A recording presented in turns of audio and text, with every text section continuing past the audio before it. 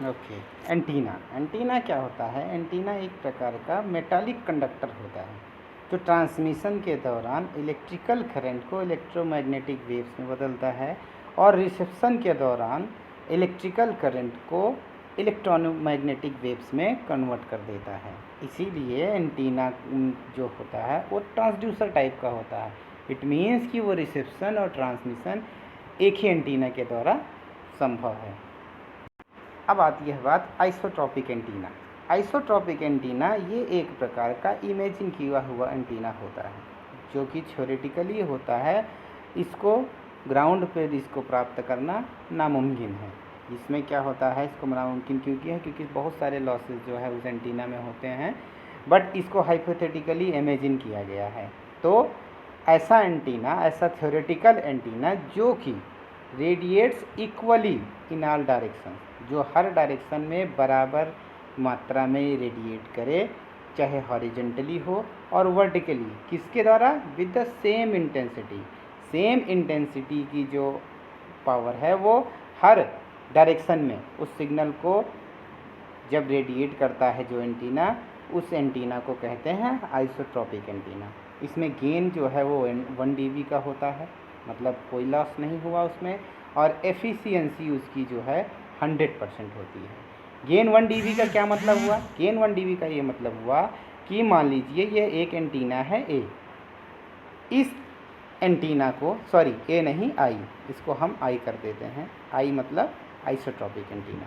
मान लीजिए ये आइसोट्रॉपिक एंटीना है, इसको 10 वाट का पावर दिया गया, इसका इनपुट हो गया 10 वाट, ये हो गया कि इसका इनपुट 10 वाट।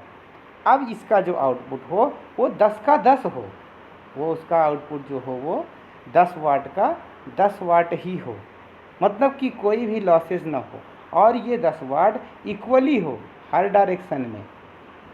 इसका मतलब क्या हो गया कि जो इनपुट हो वही आउटपुट हो। यही होता है आइसोट्रॉपिक एंटीना, कोई भी लॉसेस इसमें नहीं होने चाहिए। क्लियर है? नेक्स्ट, अब बात आती है एंटीना गेन की। तो एंटीना गेन जैसा आइसोट्रॉपिक एंटीना में आप समझ गए कि जो उसका गेन है वो एक होना चाहिए। एक होना चाहिए का मतलब आउटपुट अपॉन इनपुट, ये कितना होना चाहिए? एक होना चाहिए।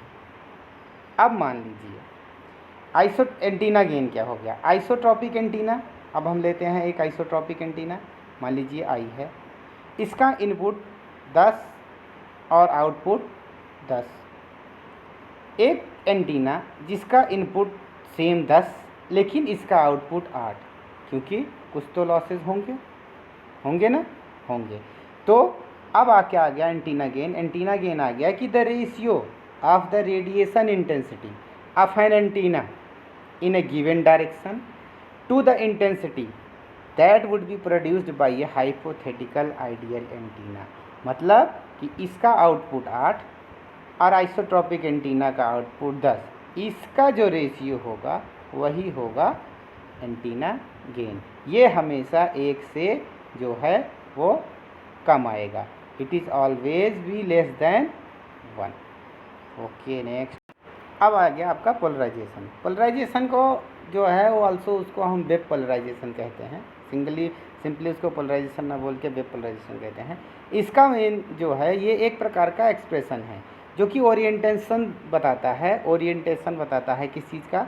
Line of electric flux, line of electric flux in an electromagnetic field. जो भी इलेक्ट्रोमैग्नेटिक फील्ड बनी हुई है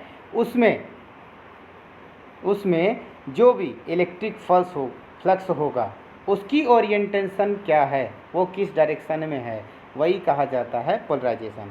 ये कितने प्रकार का होता है? 4, एक लीनियर, दूसरा सर्कुलर, तीसरा वर्टिकल, चौथा हॉरिजॉन्टल। नेक्स्ट, अब आगे बात बैंडविड्थ की। बैंडविड्थ सिंपली क्या होता है कि जो भी एंटीना है वो एंटीना प्रॉपरली किस फ्रीक्वेंसी के बीच में रेडिएट कर सकता है और रिसीव कर सकता है, वही उसको बैंडविड्थ कहा जा सकता है। मान लीजिए एक एंटीना है ए और ये 3 किलोहर्ट्ज से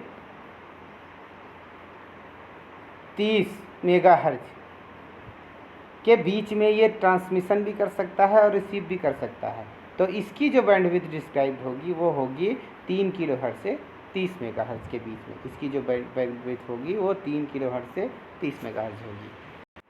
अच्छा, बीम एफिशिएंसी आ गई बात। बीम एफिशिएंसी क्या हो गई, ये जो लाइन लिखी है ब्लैक में, आप इसको बोल्ड में देख सकते हैं, ये क्या होती है कि the maximum energy radiated by the beam width minimum loss, मतलब कि जितना ज़्यादा से ज़्यादा एनर्जी को रेडिएट किया जा सके बीम के द्वारा और उसमें लॉस कम से कम हो, उसी को ही कहा जाता है बीम एफिशिएंसी। इसका क्या हो गया, इसके आगे भी इसमें क्या होता है कि the direction in which N antenna radiates, जिस डायरेक्शन में एंटीना ज़्यादा पावर को रेडिएट करता है मैक्सिमम एफिशिएंसी के साथ, और कुछ एनर्जी जो है वो उनके साइड लॉस, मान लीजिए ये एक एंटीना है, ये हो गया एक एंटीना, अब ये यूनिडायरेक्शनल है, किसी एक दिशा में ज़्यादा करेगा, इस दिशा में इसने इस तरीके से रेडिएट किया, बट एंटीना थोड़ा सा इस तरफ भी थोड़ा सा इस तरफ भी रेडिएट करेगा। तो ये जो चीज़ें दो आए ये हो गए साइड लोब्स,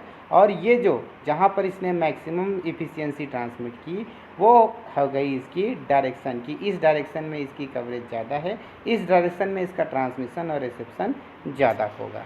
नेक्स्ट, अच्छा, इसमें लॉसेस क्या क्या आ सकते हैं। एक तो मैन्युफैक्चरिंग फॉल्ट होगी तो बीम इफ़िशियंसी में जो है अफेक्ट करेगा बीम इफ़िशियंसी को। एक तो इसका सरफेस कोटिंग है, उसमें भी कुछ लॉसेस होंगे, ये भी बीम एफिशिएंसी को जो है अफेक्ट करेगा। डाइलेक्ट्रिक होगा जो उसमें, जो उसका रेजिस्टेंस होगा, और बहुत सारे जो है फैक्टर हैं जो इस बीम एफिशिएंसी को अफेक्ट करेंगे।